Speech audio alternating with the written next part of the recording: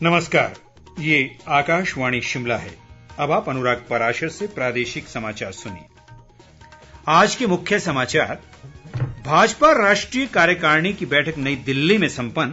प्रधानमंत्री नरेंद्र मोदी ने सेवा, संकल्प और समर्पण को बताया पार्टी के मूल्य। प्रदेश भाजपा अध्यक्ष सुरेश कश्यप के अनुसार कोरोना काल में भी पार्टी ने स्थापित किए जन सेवा के आयाम। प्रदेश में जायका परियोजना के दूसरे चरण में किसान मंडियों को सुदृढ़ करेगी सरकार और राज्यपाल ने सभी सामाजिक संगठनों से नशे के खिलाफ मिलकर कार्य करने का किया आह्वान। अब समाचार विस्तार से। भारत ने कोविड टीकाकरण अभियान के अंतर्गत 100 करोड़ टीके लगाने का लक्ष्य हासिल कर इतिहास रच दिया है। इस महत्वपूर्ण कार्य में योगदान देने वाले चिकित्सकों, नर्सों और अन्य स्वास्थ्य कर्मियों का आकाशवाणी अभिनंदन करता है। इसके साथ ही हम आपको सतर्क भी करना चाहते हैं कि कोविड अभी समाप्त नहीं हुआ है। आप सभी से हमारी अपील है कि यथाशीघ्र दोनों टीके लगवाएं और अन्य लोगों को भी टीके लगवाने के लिए प्रेरित करें। त्योहारों के समय कृपया इन 3 आसान उपायों का पालन अवश्य करें। मास्क पहनें, 2 गज की दूरी बनाए रखें, हाथ और चेहरा साफ रखें। कोविड से संबंधित कोई भी जानकारी और मार्गदर्शन के लिए राष्ट्रीय हेल्पलाइन नंबर 011-23978046 और 1075 पर संपर्क करें। भारतीय जनता पार्टी की राष्ट्रीय कार्यकारिणी की बैठक पार्टी अध्यक्ष जगत प्रकाश नड्डा की अध्यक्षता में आज नई दिल्ली में हुई। बैठक में 5 राज्यों में होने वाले चुनावों सहित पार्टी से जुड़े अन्य मुद्दों पर विचार विमर्श किया गया।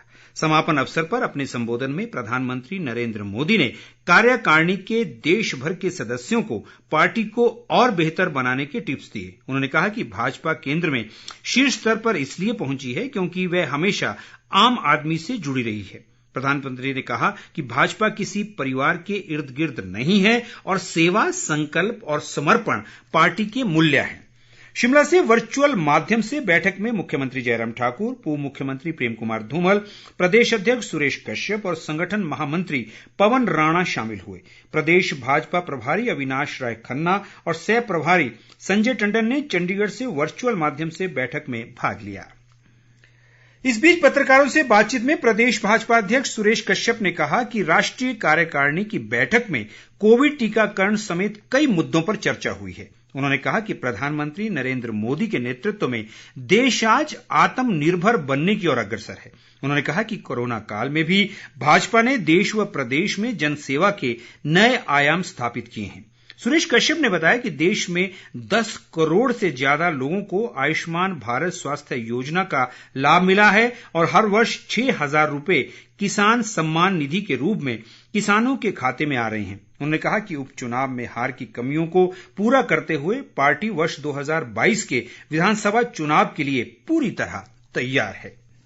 कृषि मंत्री वीरेंद्र कंवर ने कहा है कि प्रदेश में बेहतर आधारभूत ढांचा विकसित कर किसानों की आय बढ़ाने के लिए जायका परियोजना के दूसरे चरण में विशेष ध्यान दिया जाएगा। उन्होंने कहा कि 1010 करोड़ रुपए की इस परियोजना के तहत किसानों को फसल विविधीकरण के लिए प्रोत्साहित किया जाएगा। जायका परियोजना का दूसरा चरण वर्ष 2029 तक चलेगा, जिसके माध्यम से किसानों की सुविधा के लिए मंडियों का सुदृढ़ीकरण भी किया जाएगा। इसके अलावा सरकार प्रदेश में 5 किसान प्रशिक्षण केंद्र भी स्थापित करने जा रही है।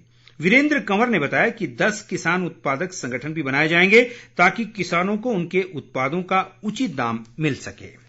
NHPC चरण 2 का 47वां स्थापना दिवस नगवाई में आज धूमधाम से मनाया गया। समारोह में कुल्लू के पुलिस अधीक्षक गुरदेव शर्मा बतौर मुख्य अतिथि मौजूद रहे।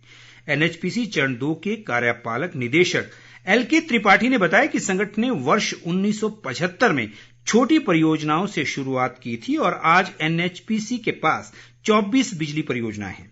उन्होंने कहा कि NHPC इस समय 7,000 मेगावाट से अधिक बिजली पैदा कर रहा है और जल्द ही 10,000 मेगावाट बिजली पैदा करने वालों की श्रेणी में आ जाएगा।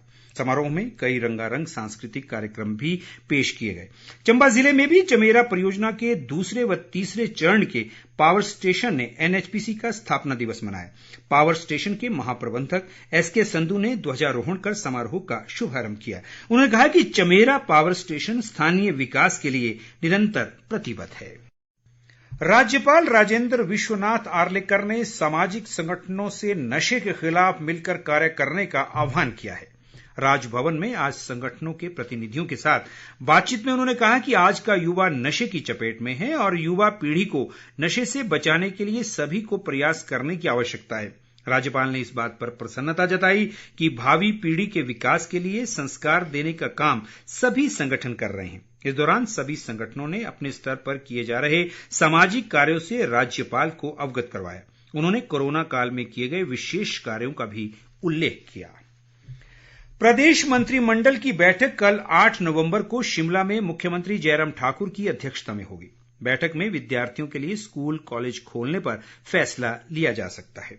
इस दौरान शिक्षा विभाग व स्वास्थ्य विभाग कोरोना संबंधी प्रस्तुति भी देगा। इसके अलावा कई अन्य मुद्दों सहित कोरोना संक्रमण की मौजूदा स्थिति पर भी विचार विमर्श किया जाएगा।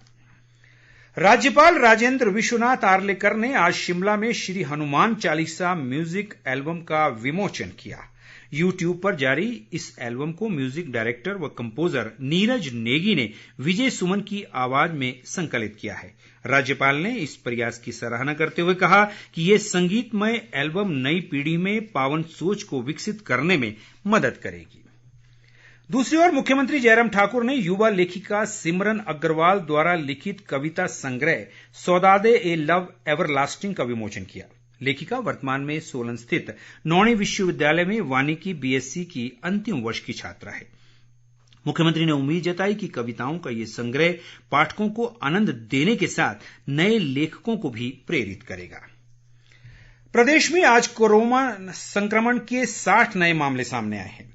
हमीरपुर जिले में 19, कांगड़ा में 16, मंडी में 10 जबकि शिमला में 7 मामलों की पुष्टि हुई है। इसी तरह ऊना जिला में 5 जबकि बिलासपुर में कोरोना के 3 मामले सामने आए हैं। राज्य में अब तक 2,24,890 लोग संक्रमित हुए हैं, जिनमें से 2,19,895 लोग स्वस्थ हो चुके हैं। वर्तमान में 1,216 कोरोना मरीजों का उपचार चल रहा है। कांगड़ा जिले में सबसे अधिक 459 मरीज उपचाराधीन हैं।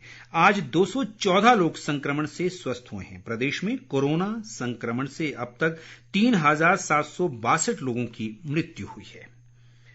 राष्ट्रीय कोविड टीकाकरण अभियान के तहत देश में अब तक 108 करोड़ 21 लाख से अधिक डोज दी जा चुकी है। पिछले 24 घंटों में 28 लाख से अधिक डोज दी गई। स्वास्थ्य मंत्रालय के अनुसार देश में स्वस्थ होने की दर 98.24% है, जो पिछले वर्ष मार्च के बाद सबसे अधिक है। और अंत में मुख्य समाचार एक बार फिर। भाजपा राष्ट्रीय कार्यकारिणी की बैठक नई दिल्ली में संपन्न। प्रधानमंत्री नरेंद्र मोदी ने सेवा, संकल्प और समर्पण को बताया पार्टी के मूल्य। प्रदेश भाजपा अध्यक्ष सुरेश कश्यप के अनुसार कोरोना काल में भी पार्टी ने स्थापित किए जन सेवा के आयाम। प्रदेश में जायका परियोजना के दूसरे चरण में किसान मंडियों को सुदृढ़ करेगी सरकार। और राज्यपाल ने सभी सामाजिक संगठनों से नशे के खिलाफ मिलकर कार्य करने का किया आह्वान। इसके साथ ही ये समाचार बुलेटिन समाप्त हुआ। हमारा अगला समाचार बुलेटिन आप सुन सकते हैं कल सुबह 9:20 पर। नमस्कार।